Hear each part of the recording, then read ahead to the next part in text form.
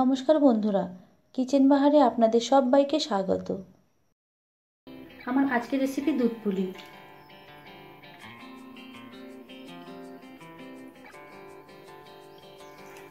পুলি পিঠের আটা তৈরি করার জন্য কড়াই হাফ লিটার জল নিয়ে নিলাম।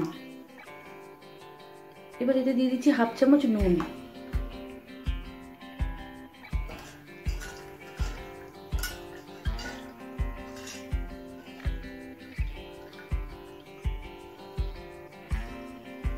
নুনটা জলের সাথে মিশিয়ে নিলাম। এবার হাই ফ্লেমে জলটা ফুটিয়ে নেব। জলটা ফুটতে শুরু করেছে। এবার অল্প অল্প করে চালের গুঁড়ো দিয়ে দেবো।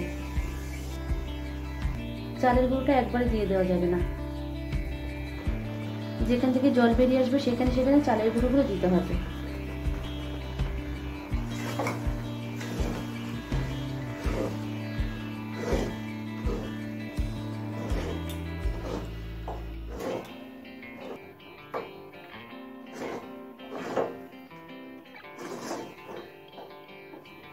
চালের গুঁড়োটা দিয়ে নাড়াচাড়া করে একটা মণ্ড তৈরি করে নিয়েছি। এবার গ্যাস বন্ধ করে 10 মিনিটের জন্য ঢাকা দিয়ে রেখে দেব। 10 মিনিট পর ঢাকা খুলে নিলাম। চালের গুঁড়োটা খুব ভালোভাবে সিদ্ধ হয়ে গেছে। এবার এটা একটা পাত্রে নামিয়ে নেব। এবার এটা হালকা গরম থাকতে থাকতেই হাত দিয়ে চেপে চেপে মেখে একটা মসৃণ ডো তৈরি করে নেব।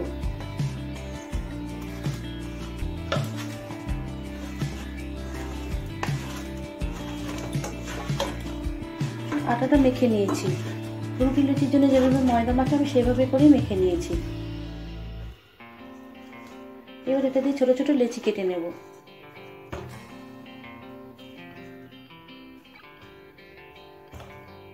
সমস্ত আটা দিয়ে লেচি তৈরি করে নিয়েছি।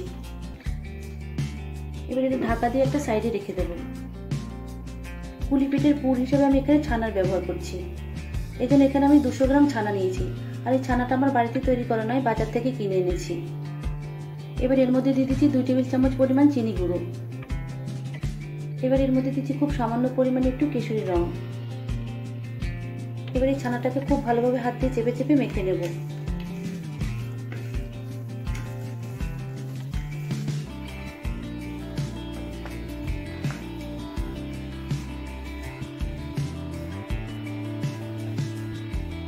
এবারে ছানাটা দিয়ে ছোট ছোট আকারে লেচি কেটে নেব।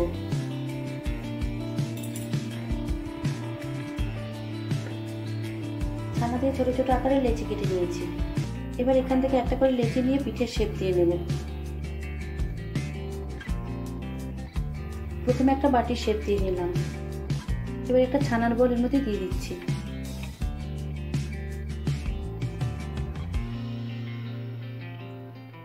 এবার মুখটা চেপে বন্ধ করে নেব।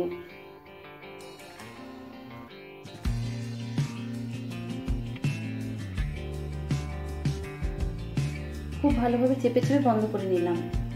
এবার এই সাইডগুলো মুড়ে নেব।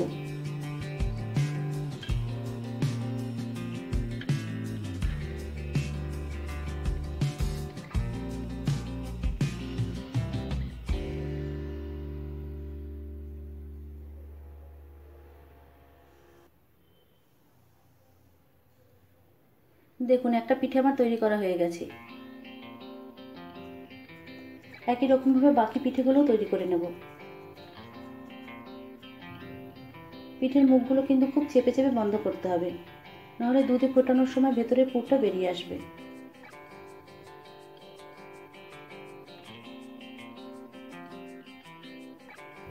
দেখুন, আরো একটা পিঠে আমি তৈরি করে নিয়েছি।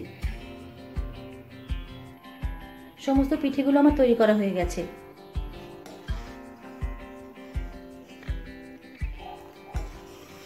একটা কড়াই আমি 2 লিটার দুধ ফুটিয়ে নিয়েছি। এবার এখান থেকে কিছুটা পরিমাণ দুধ একটা বাটিতে তুলে নেব।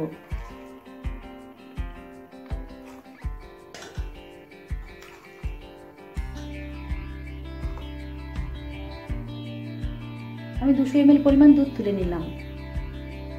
এবার এই দুধের মধ্যে দিয়ে দিচ্ছি 200 গ্রাম চিনি।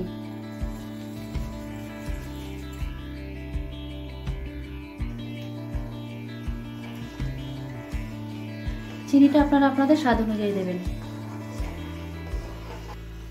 যেমন মিষ্টি খেতে পছন্দ করবেন সেই অনুযায়ী চিনির ব্যবহার করবেন। এবার চিনিটা গলে আসা পর্যন্ত দুধটা ফুটিয়ে নেব। দুধটা মিনিট 2 ফুটিয়ে নেওয়াতে চিনিটা গলে গেছে। এবার একে একে পিঠেগুলো দিয়ে দেবো।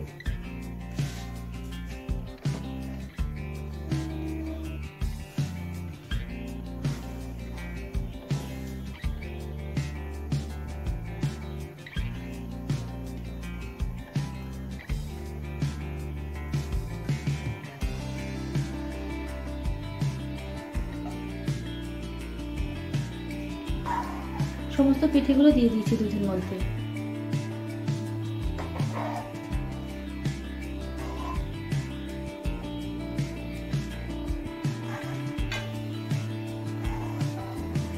পিঠেগুলো হালকা হাতে নাড়াচাড়া করে দুধের সাথে মিশিয়ে নিলাম।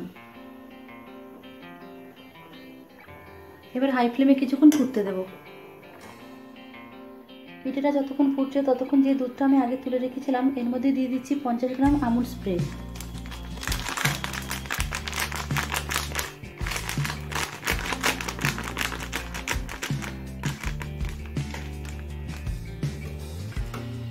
এবার এই দুধটা গুলে নেব।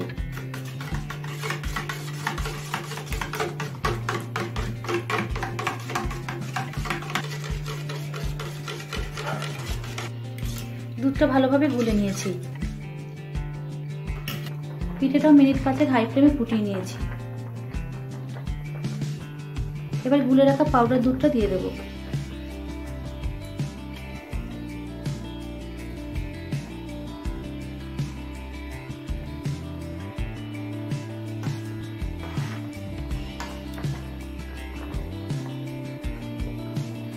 পাউডার দুধটা দিয়ে নেড়ে চেড়ে মিশিয়ে নিলাম।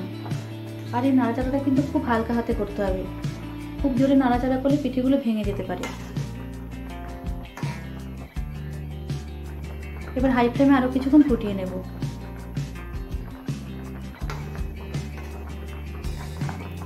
হাই ফ্লেমে আরো মিনিট 2-3 ফুটিয়ে নিয়েছি। দুধপুলি আমার পরিবেশনের জন্য তৈরি। এবার গ্যাস বন্ধ করে নামিয়ে নেব। একটা পিঠে আমি আপনাদের কেটে দেখিয়ে দিচ্ছি।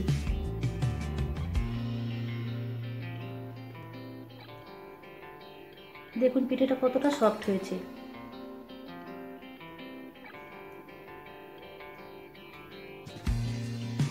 আমার এই দুধপুলি রেসিপি আপনাদের কাছে কেমন লাগলো কমেন্ট করে জানাবেন। ভালো লাগলে লাইক শেয়ার করবেন। আর আমার চ্যানেলে নতুন বন্ধু হলে আমার চ্যানেলটিকে সাবস্ক্রাইব করবেন। তাহলে আজকের মতো এই পর্যন্ত। আবারও দেখা হবে নতুন কোনো রেসিপি নিয়ে।